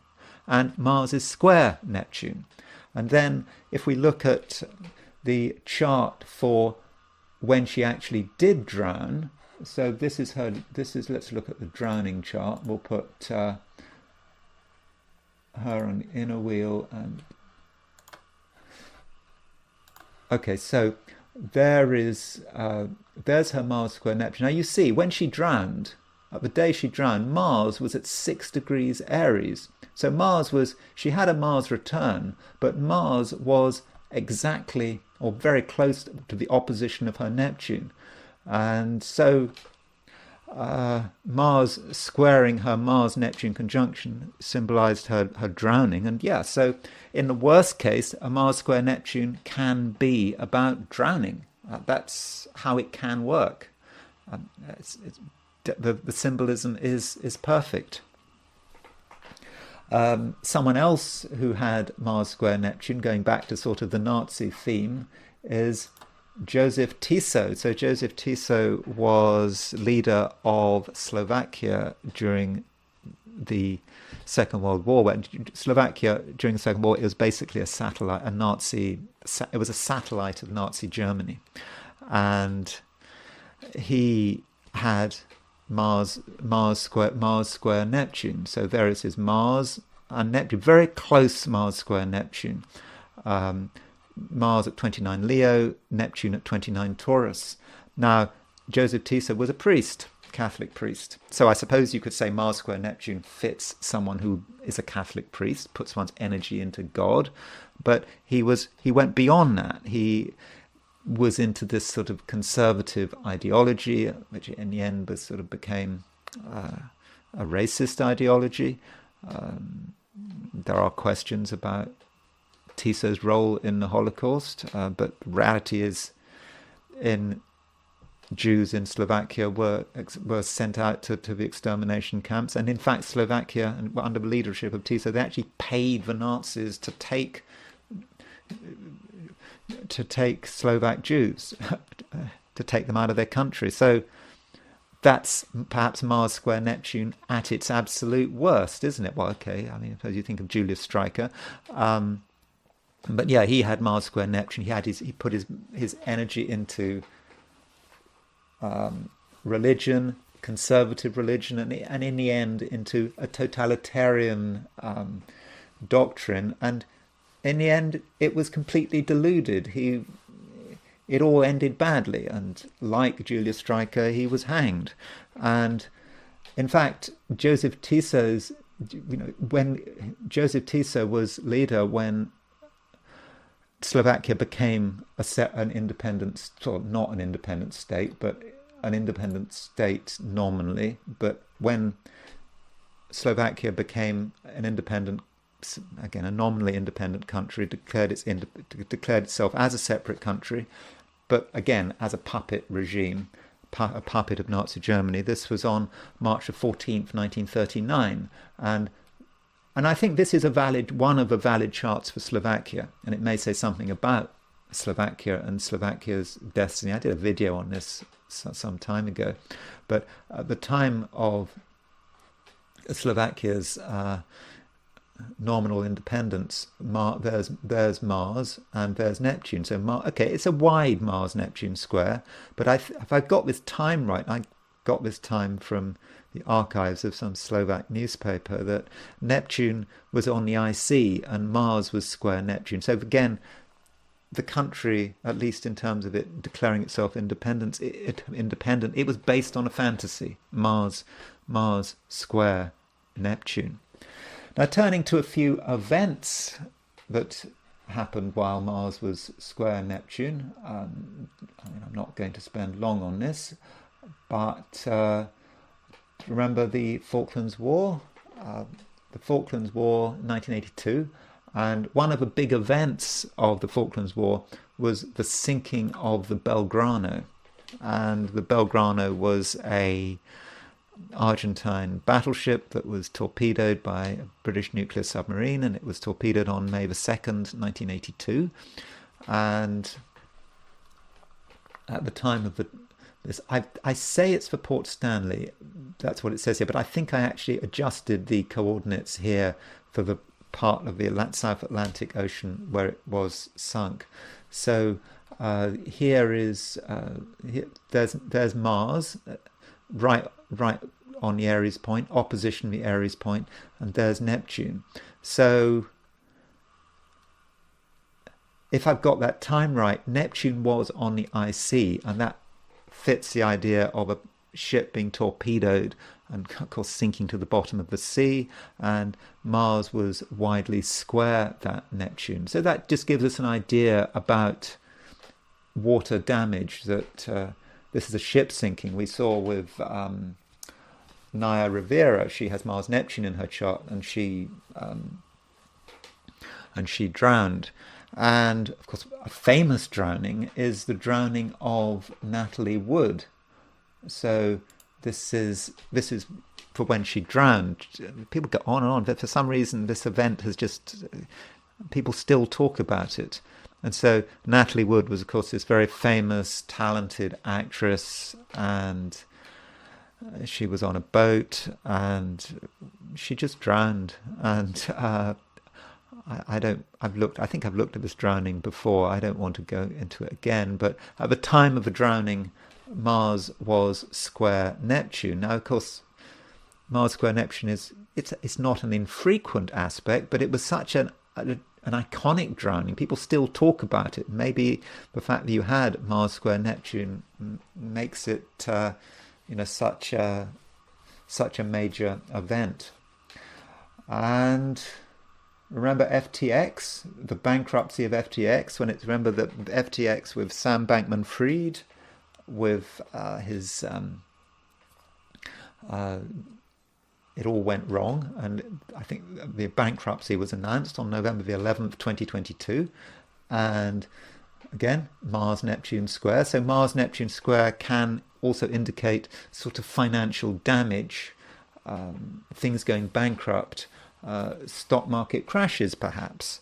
And so Black Monday, which is certainly in the Western market, that was the biggest fall in the stock market. I think the stock market went 20% down, 20% in one day, and on October the 19th, 1987. And again, there you have Mars square Neptune. So that gives us the idea of people being deluded, the fantasy of being able to make money with easy money in the stocks.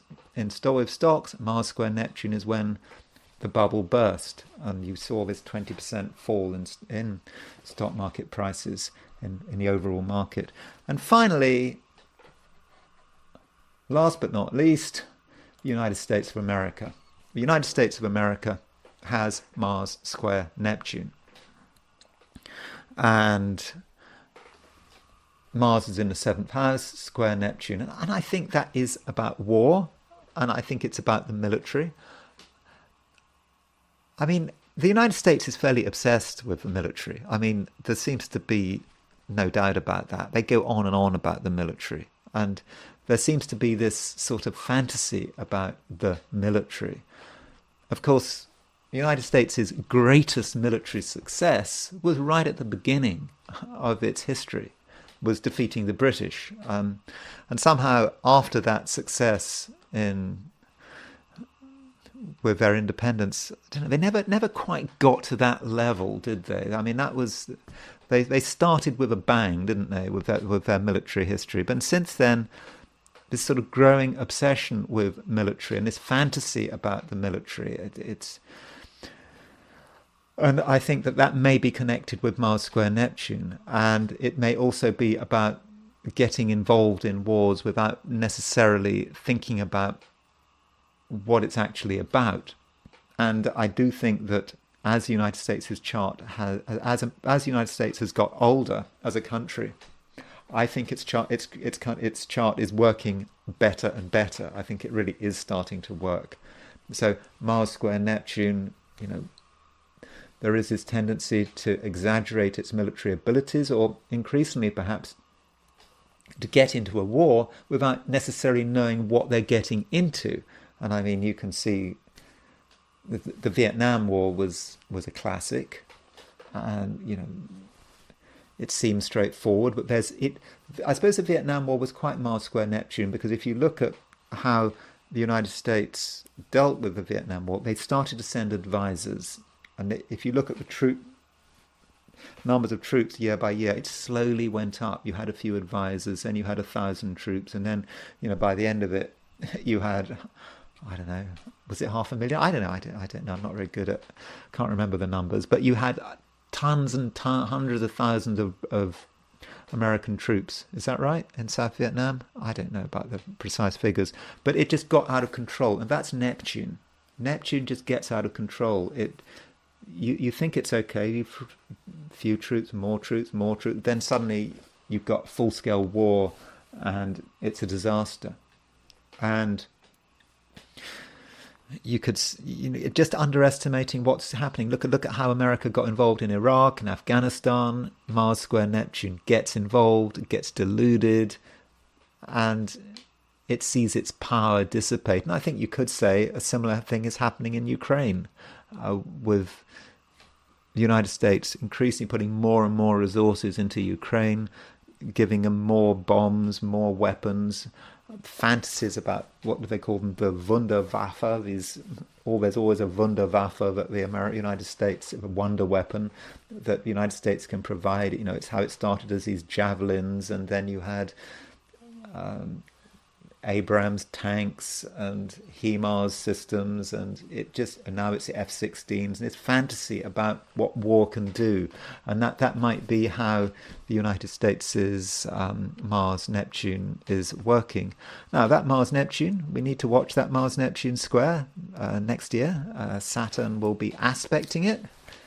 I suppose I should tell you when that is.